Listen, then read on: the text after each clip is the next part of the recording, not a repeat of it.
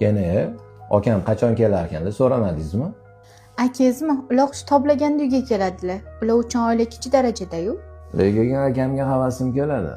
Sizda ayoli bor. Qaraganda ko'zni quvnatadi. Afsuski, shu narsalarni qadriga yetadigan odam yo'q-de.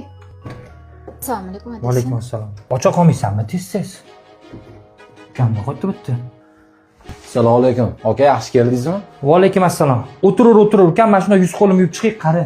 Choy poylan to'g'rildi tez. Yaxshi keldingizmi, adasi? Rahmat. Ko'cha ham siyotibdi ukam. Ha, nimasini aytasiz aka? Ko'cha ham 50 bo'yotibdi. Shunaqa qizdiryapti, men ham zo'rg'a kelib oldim. Ne bir og'iz telefon qilmading, kuyovim aka deganingda osh qilib stolni chiroyli qilib yasatib qo'ygan bo'lardi. Adasi, siz ham qizuvsiz, jigarni yuvib olgandan keyin kevradilar deb sizdan so'rab keladimi?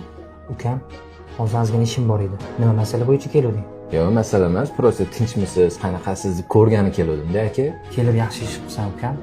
Ancha jigarchilik ham esdan chiqib qoldi. Unda mana bunaqa ish qilamiz, qara. Shanba kuni meni vaqtim bor.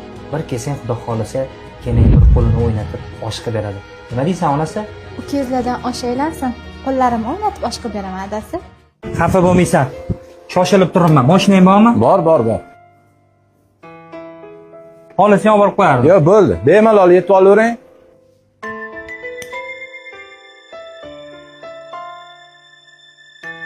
Yana mashinam kaliti qolib ketgan ekan. Shuni olib bera olasizmi? Kalitingiz spalniga turibdi. Xohlasangiz kirib o'zingiz olib